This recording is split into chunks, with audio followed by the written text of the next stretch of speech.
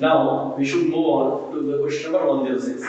It is asking which of the following is not a method of egg situ conservation. As any student can understand, it's absolutely the simple and fact-based question from the class 12 NCERT that ex situ and in situ, two kinds of conservations are there. When we just conserve the things wherever it is called in situ, and where we are coming out with the conservation to the offside, that is something called the ex situ. So out of these four options, we can simply go with the national park by the time. I'm sure it is very pretty and very easy question. Let's move on to the next.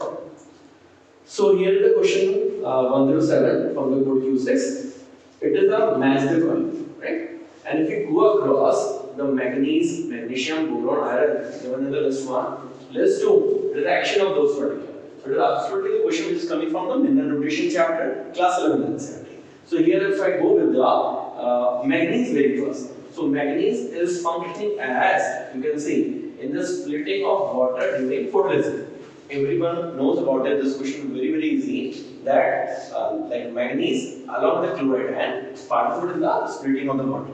Then if I go with the next, magnesium, that is an activate enzyme for respiration. Again, line given in the NCERT.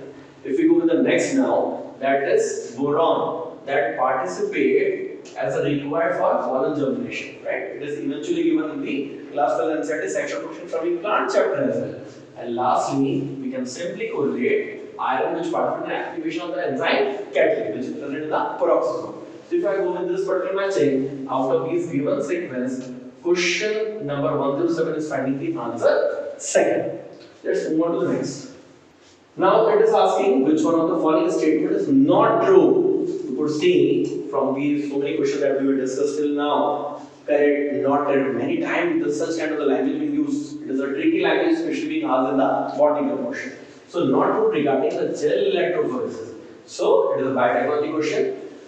If we go across out of these four statements, let's move on with them one by one. The process of extraction of separated DNA strand from gel is called elution. Elution is basically the extraction process only, but it is asking not true since the statement is correct, but it would not be the answer because it is asking not true. The separated DNA fragment is scaled by using ethidium bromide. Again, it is correct too, right? Then we go across in the third. The presence of chromogenic substrate gives blue-colored DNA bands on gel. No, it is not true. It is remaining uncolored by that time.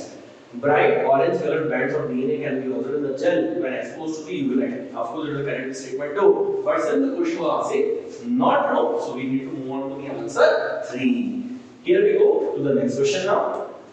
Let's look at the question number 109. Asking which one of the following is not true regarding the release of energy during ATP synthesis through chemiosmosis. We know it is a very important question coming from the photosynthesis chapter. So here it is asking, it involves, what it involves basically. So the first statement, breakdown of the proton gradient. Since again I am repeating, it is asking not true, not true. So the breakdown of the proton gradient occurs there. Breakdown electron gradient doesn't occur there. As we know, it is also called proton gradient theory only, which was proposed by the Peter Michel. And movement of proton across the membrane to the stroma. No, it is toward the lumen. So then in that case, this is correct. If we are asked about reduction of NADP to NADPH2 on the stroma side of the membrane, again this statement is correct. Since again I am repeating, asking not true, so I need to move on to the option second. Let's move on to the question next.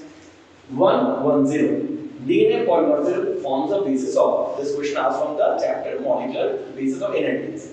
And out of the four options given, if you go across genetic mapping, of course it will participate. DNA fingerprinting, it participates. So of course the third option that comes as both genetic mapping and DNA fingerprinting must be the answer for the same. And there is no relation with the term translation as well.